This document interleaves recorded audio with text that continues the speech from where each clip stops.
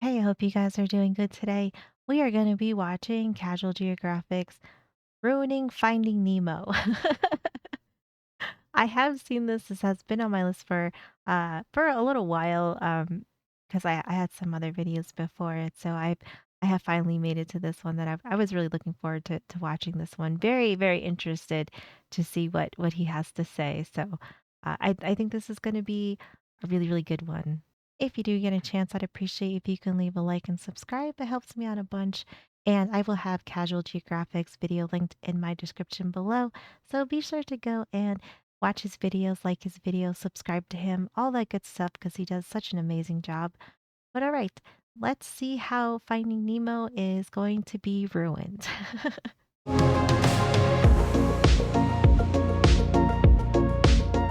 Remember that time Disney made a kids movie where a man's wife and children get violently ripped off the census and his only remaining son is left physically disabled, only for that same son It's like such a violent synopsis to like frame it that way. I love it. I love it. Let me know. Is Finding Nemo one of your favorite movies? It was up there for me. Like I wouldn't say it was like one of my top ones, but I definitely enjoyed it. to get kidnapped by a trafficker, and now the father has to travel hundreds of miles across predator-populated hoods with only the help of a severely mentally handicapped woman. Yeah, With only a severely mentally handicapped woman. Accurate. So true. Finding Nemo is crazy. I'm gonna It destroy your was. favorite movie with science, and here's a challenge. Take a shot, or a hit, cause 420. Every time a main character should have become a chalk outline. Your grandkids will be in AA at the end. So it starts with a barracuda clapping virtually Nemo's entire bloodline, and here's where we get our first problem. Barracuda don't eat clownfish or their eggs, but you know who do? Oh, Clownfish themselves. wait. So they eat each other? Oh gosh. Barracuda don't eat clownfish or their eggs, but you know who do? Clownfish themselves. Clownfish have been known to spawn kill and eat their own eggs, so Nemo's mother would have been infinitely more of a threat to him than any barracuda could have Oh been. Now to be man. fair, if you ask a clown They were just going to town on their babies. They're just snacking away on them. Damn. That, that is savage. would have been infinitely more of a threat to him than any barracuda could have been. Now to Damn. be fair, if you ask a clownfish how they like their eggs, they'd probably say unfertilized, cause those and damaged ones are the ones they'd usually eat, i.e. the ones that Oh. wouldn't make it anyway. But that goes against my narrative, so I'm gonna disregard it. The other elephant to address is how clownfish breed. Clownfish are sequential hermaphrodites, where every clownfish is born a male, and the biggest, most him male will transition into a female when the opportunity arises. Such an Oh. opportunity would be if a hypothetical barracuda took the alpha female on a dinner date with Batman's parents. That void would get filled by the biggest male clownfish in the area, and his spot would get filled by the second biggest male, and the two would proceed to mate with each other. And since the only Oh. clownfish we see in the entire movie are father and son, I'll let you fill in those dots. Ah. Oh my god. Oh my god. When you put it that way and with that kind of like science about clownfish, holy, this is not a children's movie anymore. Oh my goodness. Dots. Clownfish aren't the only fish that switch teams. The Asian sheep's head wrasse does the same, but in reverse. They go from female to male. Although with a face for radio, you will not see them on a movie poster. If Nemo and Marlin having the worst form of family therapy wasn't bad enough, there's a good chance Nemo wasn't ever even alive. What if I told you Nemo means no one in Latin? Which means the movie title makes the theory that Marlin married Itachi suddenly gained legs. He also could have been named after Captain Nemo from 20,000 Leagues Under the Sea. But that goes against my narrative, so I'm gonna disregard it. It's Yep, yep, yes, yes. We just gotta stick to the narrative. I already love this video so much. This is great. Captain Nemo from 20,000 Leagues Under the Sea. But that goes against my narrative, so I'm gonna disregard it. It's easy for facts to get lost in favor of a better story, and if you don't know where to True. look, you'd have no way of knowing. Like, you may have heard that the administration started putting tariffs on penguins. Now, personally, I think it's been time those business chickens ponied up. They've had it too good for too long. But I gotta pretend to be partial. Nemo's mom passed tense to progeny, and his father's going Marlin to Marlene as soon as he gets off screen. Alright, so Nemo is going to school, and when we get there, we meet these guys. And I remember as a kid, I was not sure what Pearl was. Well, she's a young flapjack octopus. They're remarkably adorable and Oh, they are cute. Oh, they are so cute. Oh my gosh.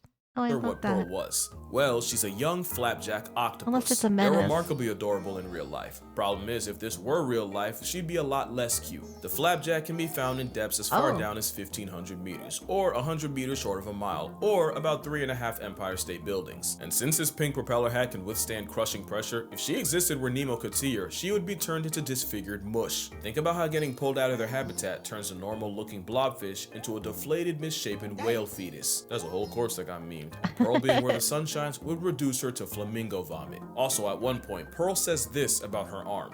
It's actually shorter than all my other tentacles. Well, octopus usually have one shorter arm called the hectocotylus, and its job is to deliver baby batter directly to the female, and in some species, it detaches for the female to swim off with like a Costco coitus card. In fact, the bedroom arm might have a mind of its own, since it can swim to the female, and it's believed it can even sense danger. So two things, Pearl's not a girl, and that is an indecency charge.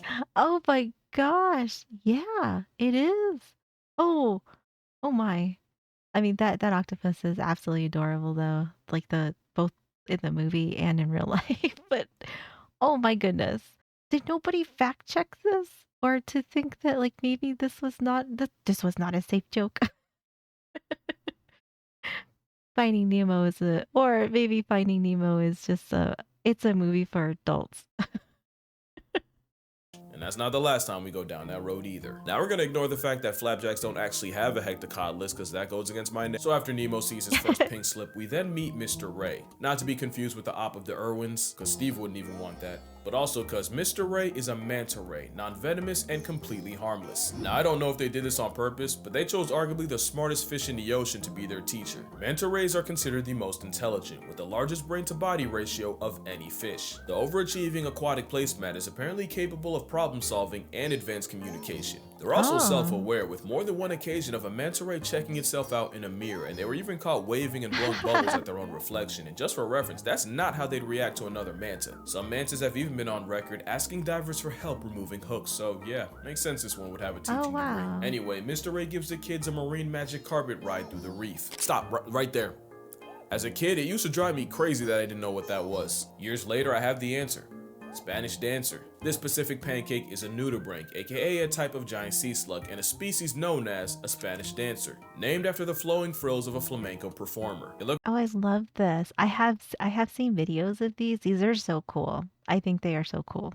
a lot like what SpongeBob got caught watching in They're so 4K, and pretty. ironically, sponge is what they eat, and they'll actually steal their toxins for their own use. It's essentially cultural appropriation with poison. They also play for both sides, but unlike clownfish, they're born with both equipment. Now for how they use it, well, sometimes two slugs will donate nativity nectar to each other and head Oh. on their way. Some sea slugs have two penile appendages, one for delivering baby batter, and the other to stab their partner through the head to release a substance believed to brainwash the receiver into accepting their love juice while internally rejecting that of a rival. How do Oh my god. I mean, I guess you do what you gotta do to survive, but like, oh my.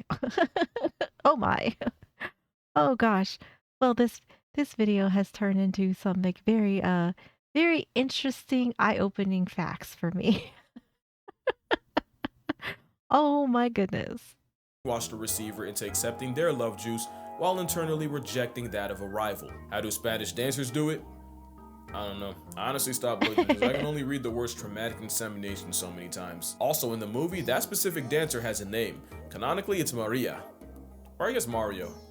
I guess both. So anyway, you know yeah. how the story goes. Eventually they get to the drop-off, the kids start doing the type of shit that got Harambe packed, and Nemo decides he really wants to live up to his name and gets himself kidnapped. His father tries to save him, but gets flashbanged by a camera. And yeah, that's accurate. A camera flash might not kill a fish, but it's severely disorienting and like a forced factory reset. That's why they say no flash photos in an aquarium. One time a tuna mistook a flash for a fish and proceeded to one-shot itself into the Oh glass my in front of god. several children. I do remember this video. I do remember this. Yeah, that was really sad though. Like that was messed up. Like come on now. Come on now, people. Be better. Be better. One time, a tuna mistook a flash for a fish and proceeded to one-shot itself into the glass in front of several children. So I take it back, I guess it could have murked Marlin if it made him split his skull on a piece of coral. A little while after that, we get to Dory. She's a regal blue tang and a species of surgeonfish that gained a lot of clout from the movie. She's also venomous with a caudal spine that extends whenever the fish is stressed, meaning Dory has a built-in prison shiv. Not only can it cause severe pain and deep cuts, you're also liable to catch a nasty bacterial infection. That's why they're called surgeonfish, because they will cut you. Dory would also conceal carry a toxin called ciguatera, and poisoning can lead to migraines, trouble breathing, and hallucinations. Oh my gosh, that sounds terrible. That that sounds horrifying to if you are unfortunate enough to, I guess, be near one and it got stressed out or mad. Yeah, I don't want any of that smoke. So yeah, the beloved Disney character can be a real headache to deal with in real life, although to be fair, I've heard the same said about her voice actor. Not long after that, we meet Bruce, and considering he expeditiously kidnaps and essentially escorts them to an underwater white van, he might just be a predator in every sense. But when we see all three sharks, they swear by vegetarianism. We also see this guy. Remember him, he's gonna be important. Now there actually are vegetarian sharks. More than half of the bonnethead shark's diet is seagrass. And turns out whale sharks eat a massive amount of green. But considering we're talking about a great white, a hammerhead, and a mako, the only thing saving a clownfish and a blue tang is they're technically too small to even be worth the effort. Also, when Jaws cries about never knowing his father, it's because many sharks exhibit multiple paternity, where one litter can have several fathers. Shark Mommy's womb is like a baby batter bouillabaisse, where paternity is like a lottery system. That was really gross. I'm gonna tone it down. But yeah. Oh my god, that was great though. That was great. That was a good one. That I it like took me a second to kind of because he sometimes he talks like really fast, and he kind of throws all that stuff in there like nonchalantly. So it's like it took me a second, and then I was like, oh my gosh. Oh, I love it. Love it. Paternity is like a lottery system. I That love was this really humor. gross. I'm gonna tone it down. But yeah, Bruce has no way of knowing who his father is. But it could be worse. Baby sand tiger sharks will cannibalize their siblings while in utero, and we know that because one time a scientist tried to slide his hand inside a pregnant shark's nookie and almost got his finger bit off. Okay, so later on, Marlin and Dory decide to dive into God's blind spot. Now, ignoring the fact that the pressure should have popped their eyes out and pushed their organs out of their mouths, they nearly get sent to a Tupac concert by... Oh yeah, the angler. You know what? As much as they're kind of scary looking, I think these fish are just so cool looking. I think they're really cool. I really like them. They're kind of terrifying, but I really like them. I really like them. anglerfish. Now, fun fact, if you watch the credits, that anglerfish lives a vorophilic wet dream when it gets swallowed by the little anxiety guppy from earlier. Funny thing is, it'd be the other way around. Anglerfish can distend their jaws and stomach and swallow prey physically bigger than they are. Oh my God, I didn't realize that their stomachs could, get that big. Anglerfish can That is wild. Holy crap. Yeah, I did not realize that about them. What did it eat? What did it eat in this picture?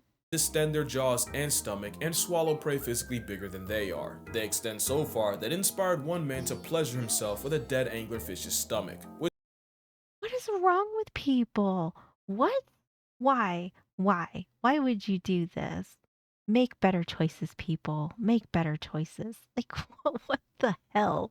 they extend so far that it inspired one man to pleasure himself with a dead anglerfish's stomach, which promptly sent him to the hospital. Should have sent him to solitary confinement. That is a hell. Yes, yes, I agree. Oh my gosh. Oh God. Just why? Why? Oh, ugh.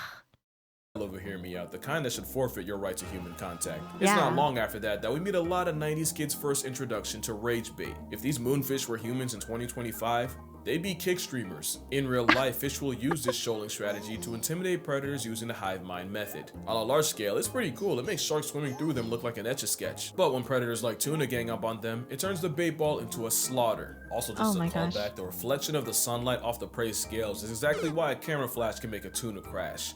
Out, that is. Now let's talk about Nemo, because Buddy would have really become a no one before he ever saw his dad. Let me tell you about osmosis. No, So diffusion just means molecules will move from one area of high concentration to low concentration, and osmosis is that, but for water. Stay with me now. As a saltwater fish, Nemo would normally have a higher concentration of water inside him than outside, so high to low, water would leave him like his mother left the mortal plane. To avoid meeting her, Nemo would have to take in water while his kidneys work to pump the salt out. But put him in fresh water and the opposite happens. Now the concentration of water would be higher outside Nemo than inside, so high to low, Nemo would get internally waterboarded. So Oh. Nemo being flushed in a freshwater sewage plant means he would not make the sequel, as his cells would swell and rupture and he'd get packed up by water poisoning. Also, fun fact, one line in this movie led to the deaths of thousands.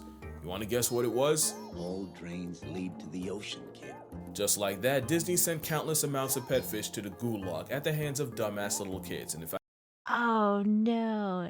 Oh my gosh, I never even thought about that.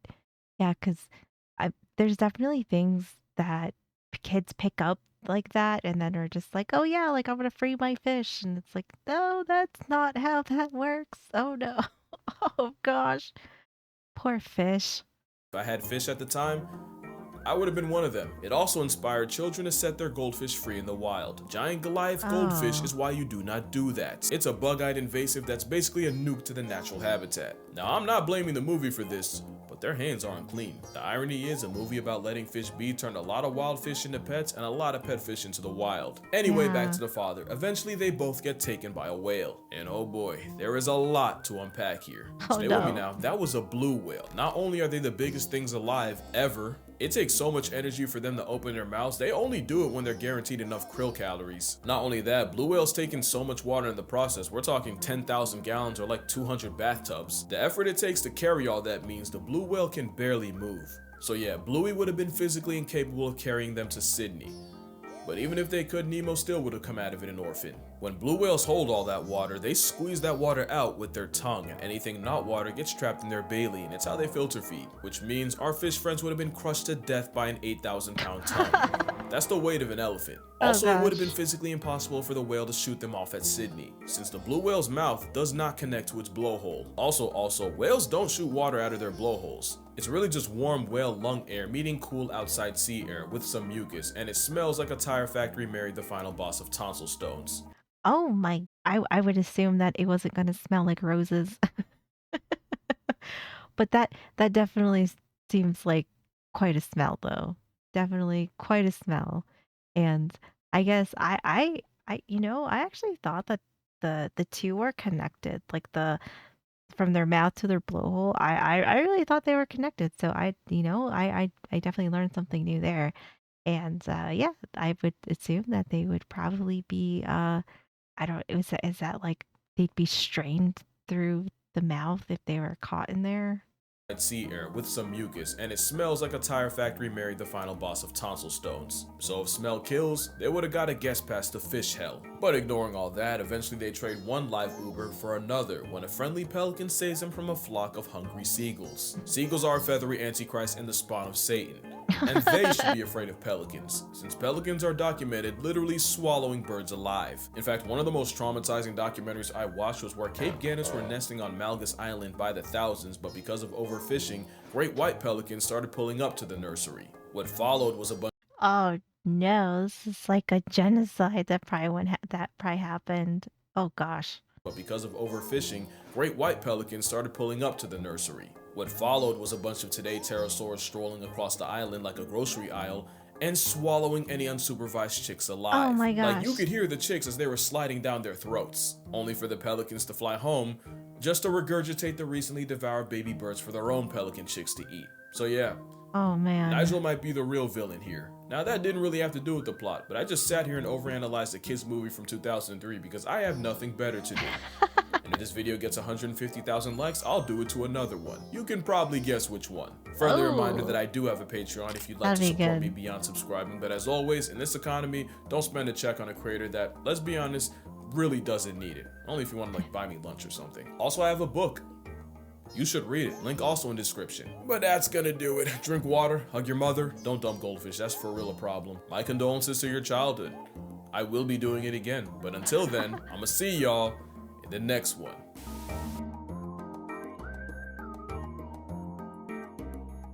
This was great. This was crazy though. This was absolutely crazy. I would say from a point of view, since I am still very new to learning about so many animals and like ocean stuff and everything, I really kind of enjoyed Finding Nemo. I would say like it wasn't like my top favorite or that I was, obsessed with it when it came out like some people were.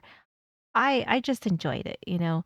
So, I guess I don't feel like anything got ruined, but I definitely did not know some of these facts, which does make the movie insane, insane. This is a great video though, loved it. Thank you so much for hanging out with me. I really appreciate you guys being here. Be sure to go and like and subscribe to Casual Geographic because he does just such an amazing job. So be sure to give him lots of support. But that's going to do it for me. I hope you guys had a great day, and I will see you in the next one.